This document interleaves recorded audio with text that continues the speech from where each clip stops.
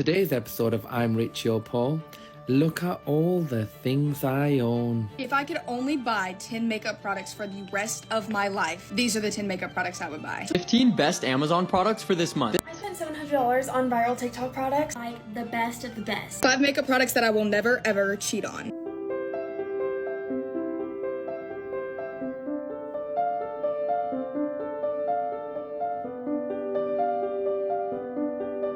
Hello, normal person watching this video. Your life is now a trend. Isn't it amazing to finally see something normal on social media? For once, we're not bombarded with extravagant, over-the-top content or pressure to buy the latest, trendiest gadgets. It's like a breath of fresh air that we all so need. Who could have thunk it that seeing someone live their ordinary life could feel so revolutionary? Influencers have taken things to such an extreme that now, just by being regular, it is considered cool. But there's definitely something deeper here, a new trend that is all about finding balance. It's called underconsumption, so let's get into it. So let's face it, social media has gotten a little out of control. Or a little out of control. Everyone is showcasing their lives, competing to have the most luxurious lifestyles, and pushing so many products left and right. It honestly feels like a constant race to outdo each other, and in the process, we're losing sight of what truly matters. But here's the twist. There's a growing movement that's all about stepping back, simplifying, and focusing on what truly brings joy. Now, it's not about being cheap or depriving yourself. It's about quality over quantity and finding the right balance in our lives. Now, you might be watching this and asking yourself, wait, there's actually a term for this? And it's trending? And it's my normal life?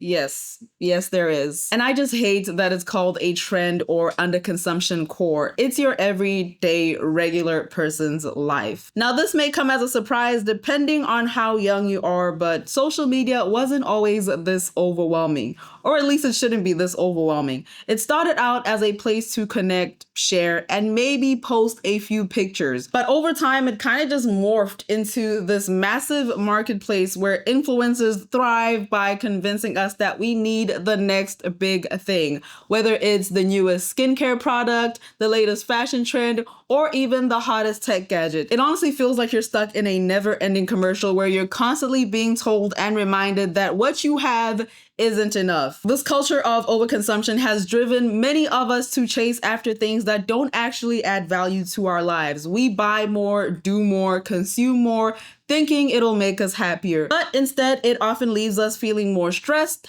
cluttered, and dissatisfied. The irony is that in the quest for more, we're actually getting less of what we truly need, which is peace, contentment, as well as fulfillment. But here's where the tide is turning. People are beginning to realize that more isn't always better. Now, underconsumption is gaining traction, but the key, as always, is it is not about depriving yourself or going to the other extreme, as I have witnessed on multiple TikToks. Pretty much, it's all about appreciating what you have and making thoughtful decisions, whether it's about the clothes you wear, the food you eat, or the content that you consume.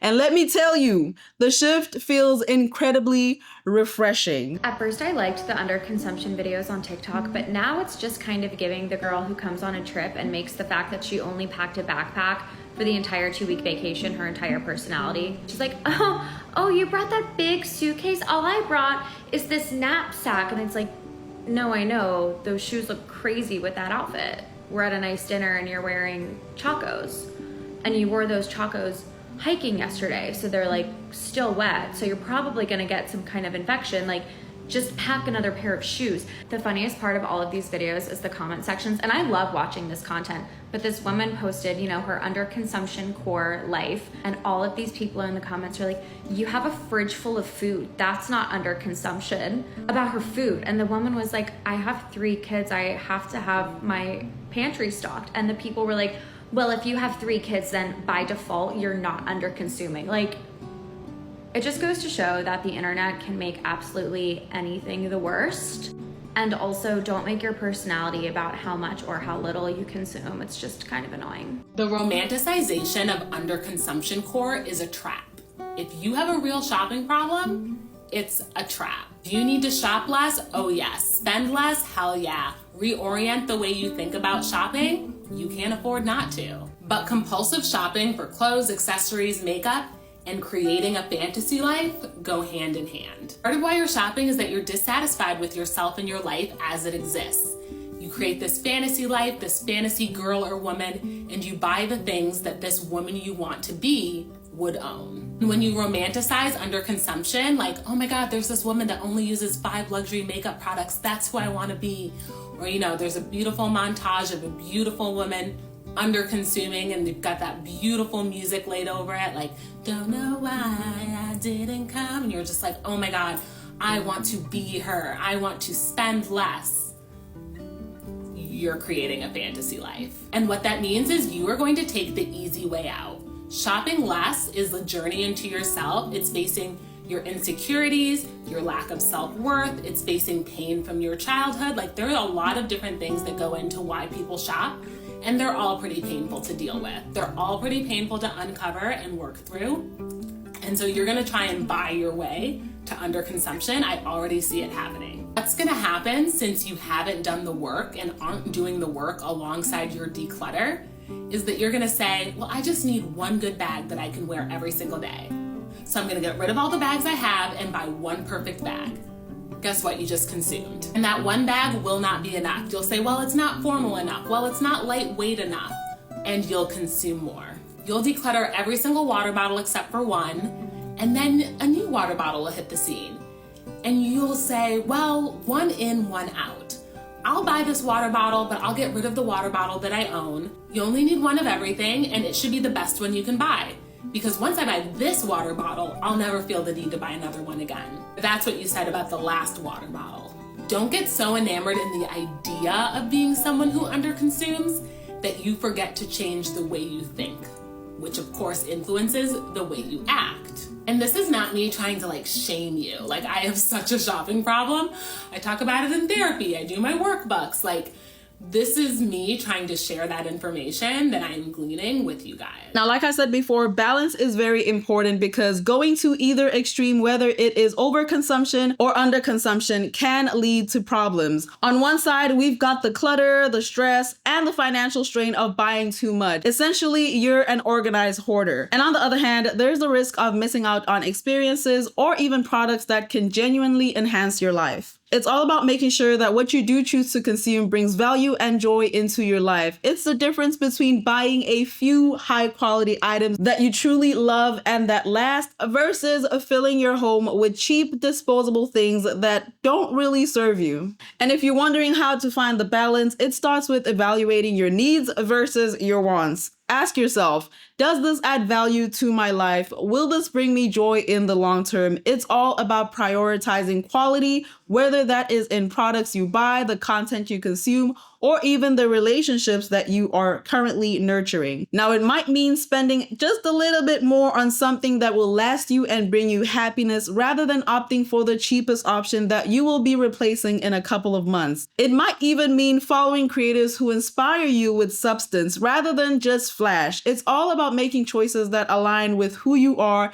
and what truly matters to you. I think one of the most dangerous trends on TikTok right now is the underconsumption trend, and I will tell you why. First reason is it really normalizes being a regular person.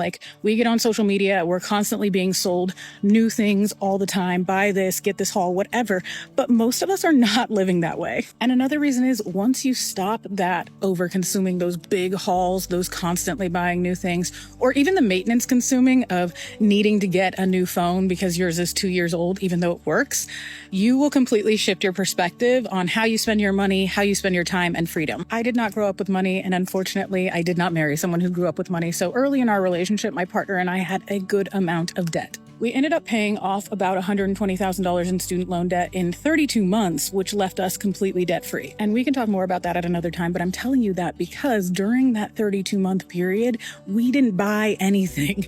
We cut our expenses down to the lowest of the low, and we were not buying anything. I would absolutely be lying if I told you that at times it did not suck. It was really hard. But it also helped me realize how frequently I was buying new stuff to comfort myself as opposed to actually needing it and wanting it, because I would get it and I would have the feeling of buying something new, but then I wouldn't necessarily be in love with it. It has been 5 years since we finished paying off all of our debt, and our lives are completely different because of it. I am not rich now by any means, but under consuming or mindfully consuming has allowed me to create a life for myself that feels a lot more relaxing and a lot more free than I would have if I would have stuck with my office job and spent money every day on my lunch break. And while I don't have generational wealth, I do need to acknowledge the privilege that I had, which was I was a college graduate. I had a degree.